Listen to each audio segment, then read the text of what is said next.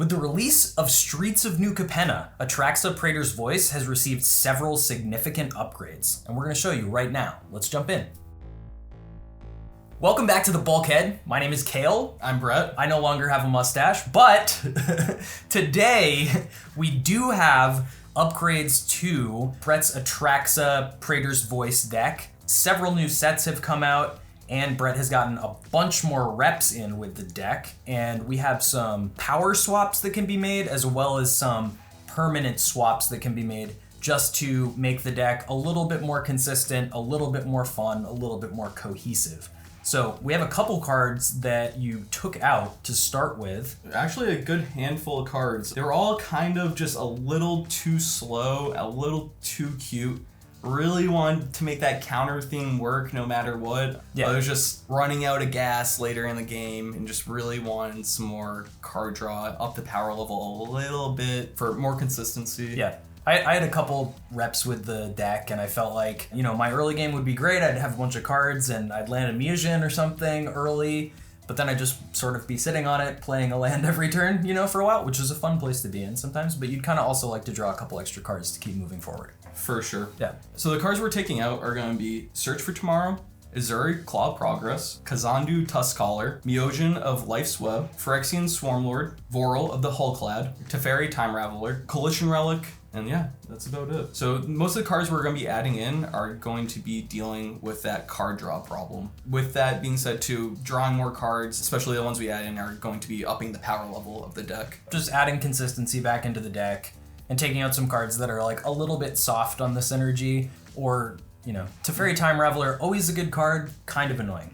Yeah, and when I was playing it really felt like I was paying 3 mana to bounce something and draw a card, which, isn't terrible, but that's not where I want to be in EDH. If I'm removing something on the board, I want it to be affecting all 3 players, not just one. Yeah, there's a lot of playing a Planeswalker in EDH and it immediately gets targeted, so you yeah, want it to be able to, wrath several permanents or protect itself in some way. Yep. So, yeah. And if you don't have Atraxa, the deck has a lot of small creatures, so it's not really equipped very well to protect those Planeswalkers. Yeah. So to forget the cut, Oko is still in there, just because Oko's amazing, no matter what.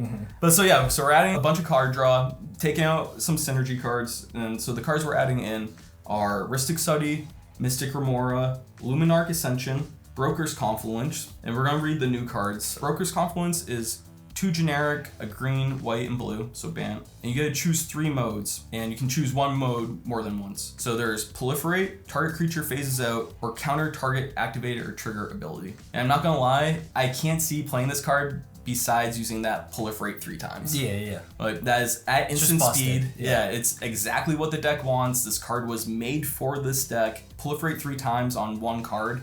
I don't think it exists. The closest we have right now is Contagion Engine, which does 2 Proliferate. Yeah. And I think 3 is groundbreaking. Apex Hybrid, Rollisk? Yeah, Rollisk. Yeah, the Apex Hybrid, when he dies, he proliferates twice. Yeah. But besides that, this is the only card proliferate 3 times. Yeah, which is huge. At instant speed. At instant speed, it's a really big deal, because at the end of the turn, you can bump up 3 counters on whoever knows how many things that you need to, and enact your game plan out of nowhere. Oh, so yeah. Really good for politics. You have that Magistrate Scepter out with 1 counter on it. You play this end of turn. Yeah. And then it's your turn. You untap. Oh, I'm taking an extra turn. Yeah, exactly. Suddenly you're off to the races. Yeah, it's just made for the deck. We are also adding in Esper Sentinel for early game card draw. You do have ways to put +1/+1 counters on it, so that power can get up there, and then it acts even better than Mystic Remora, a better Mystic Remora, because if it has 4 counters on it, no one's paying 5. No one's paying 5 mana for that. No, never. Which is a really cool quirk of Esper Sentinel.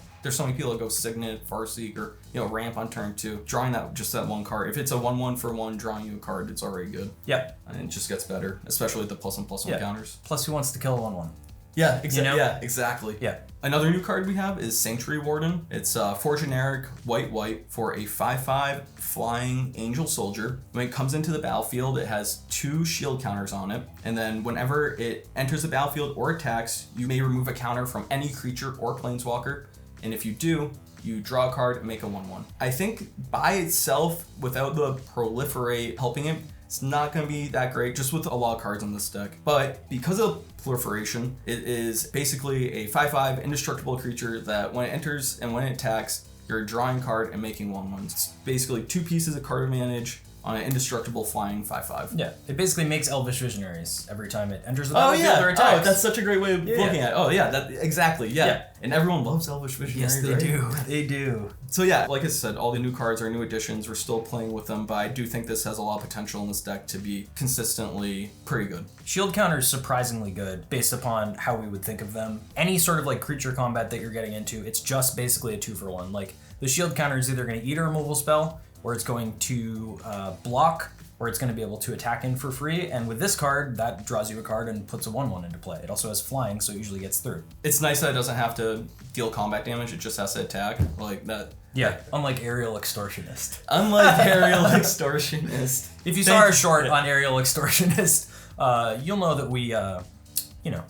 Yeah, you know. And thank you for who you are who called us out. Yeah, appreciate it. We appreciate the feedback. So we got 2 more cards. Tenuous Truce. This is one of my new favorite cards. This one's sick. It really is. For 1 generic and a white, you get an enchantment aura. It's an enchant opponent. And at the beginning of enchanted opponent's end step, you and that player each draw a card. When you attack enchanted opponent or a planeswalker they control, or when they attack you or a planeswalker you control, sacrifice Tenuous Truce. When they break the truce. Right. For 2 mana, you could have a better version of Phyrexian Arena, in my opinion. Yeah. Because not only are you drawing 1 card per rotation, but instead of losing the 1 life, you're preventing damage. Because that person, you talked with them before you play this and agreed to make this truce.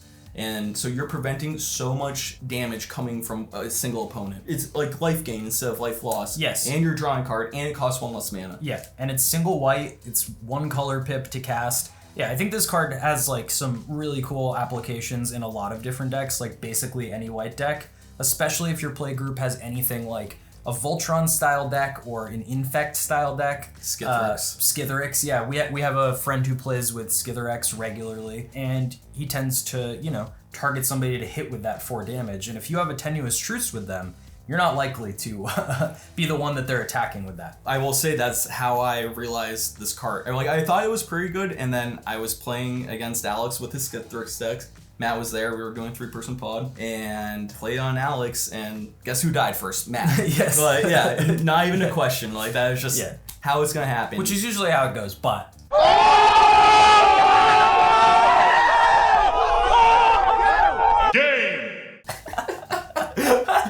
But yeah, it's not just infect or like aggro strategies too, because it can be good in control matchups because they don't have creatures to attack you, so you're both drawing cards. And you get the bite at the apple first because it's at the end of their turn that you each draw a card. So regardless, you're going to be the one that gets to use that card that you're drawing first. If this was at the beginning of their upkeep or whatever, this would be a significantly worse card because they would have access to it for a full turn with all their mana untapped and everything. Yep. But you do get a little bit of a benefit on this. Very cool in EDH that they're playing with this sort of space, because I think all of the political cards tend to be more interesting than they might seem. If you come from 60 card competitive formats, this card is garbage. Or if you only play limited, this card is garbage. You would never play this card. But in EDH, it deserves, consideration and perhaps auto-includes in many white decks. Oh yeah, I've said this multiple times. People say that card draw and ramp are the most powerful things in Commander. I would argue that politics are the most powerful thing in Commander. Yes, which I definitely did not realize when I started. Oh yeah, I was just sort of like plow through, I'm gonna be the biggest ship and shoot them down with my cannonballs or whatever. It's me versus all of you, yes. And that's all it is. But no, it doesn't have to be that. No. You make that truce with someone, now it's you and another opponent versus 2 other guys. A lot of what we're talking about here in politics has been sort of like compressed into a theory about the flash mechanic in EDH by Josh Lee Kwai. He loves Vidalcan Orrery, and that's sort of because it can let him make deals when it is advantageous for him, and then cast his spells when it's advantageous for him. So there's like this secret sort of like mechanic in EDH. Again, that's why I think cards like this are awesome. It's cheap, you play it down, you're generating advantage, and then at the end of the turn, you throw a big bomb down, whatever, you enact your game plan, and suddenly you're far ahead. and you have that one person who's already on your side. You've already established some sort of truce, like some trust, and they have removal spells. They could have counters. They could have all these things that can interact the board and other players that you don't need to worry about because maybe you just say something to them. They're like, okay, counter that spell. But you've already bound each other together with luminous chains. It is very true. But the last new addition is Michaeus the Lunar. I was realizing that some of the strategies we had in needed more +1/+1 counter interaction, so this just seemed like a no-brainer. Basically, you play it for 2 mana, comes in with just that 1 counter, but then you're tapping it, you're adding counters, you're proliferating, adding counters, and then tapping it to pump your whole team. We took out Azuri, which helped that strategy, so replacing at least 1 card with +1/+1 counter theme, I thought was needed, and cut that mana in half from Azuri. So those are going to be the cards that are going to be permanently swapped out. I've already made the changes in the deck, and I'm playing with them right now, making sure everything's running smoother. And there's some other swaps we're going to make if you want to go further from there, power up the deck to basically the full potential, I think. Yes. Closer to the full potential. Closer to full potential, for sure. Yeah, it may not be CEDH, but it's in a situation where it's a little bit stronger. We don't play CEDH. Yeah. I don't ever plan to, because if I wanted to do something like that, I'd be playing Modern or Legacy. So yeah, some power swaps that if you want to make this deck more powerful, took out Smell Fear and replaced it with Toxic Deluge. The classic Black Wrath. Yep. Took out Neogen of Seeing Winds and put in Vanquish the Horde. We actually had a commenter, I think it was Darkness Rider, that had asked about playing against Slivers particularly. Which I love. I love deck. Slivers. Yeah, he has had a Slivers deck forever.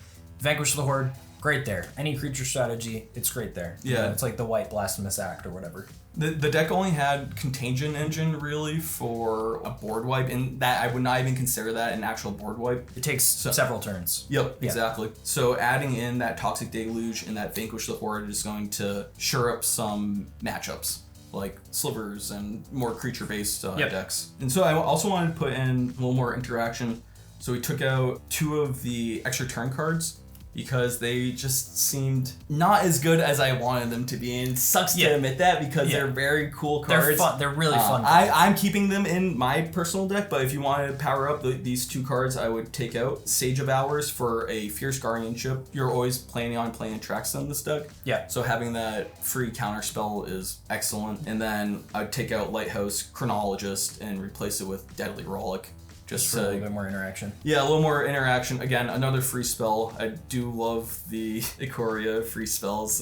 If it's free, it's me. Yeah, it's great in EDH. You know, it's very true. It's very true. So yeah, not a lot of things I've changed, because I do love the synergy with proliferate cards. I think adding in all the card draw that we did permanently is going to also take up the deck's power level a bit, and then making those 4 swaps are going to boost up a bunch. Yep. By the way, you can see the updated deck list down in the description. We'll have a version that's listed as old Atraxa, new Atraxa, and then powered up Atraxa, If you have a lot of money lying around and you want to flush it down the toilet by buying dual lands and stuff like that.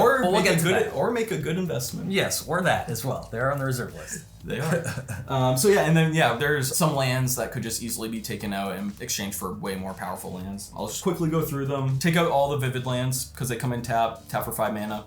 I'm going to replace 3 of them with 5 color lands, like Command Tower, Mana Confluence, and City of Brass. And then the other 2 I'll replace with on-color Triomes. I chose Rafines and Zagoth. And those are fetchable as well too, which greatly increases the consistency. It's awesome to fetch a tap Triome when you don't need to play. You don't need to use that mana for the turn. I love it. I do an Omnath all the time. It feels great going turn 1 fetch and getting a Triome. I came from a place of Return to Ravnica was the set I got back into Magic. Yeah. So fetching for just a shock coming in tap was that's what I've been used to. And now when I do on turn 1, grab a Triome. 3 colors. It's just mind blowing. It's great. I love it.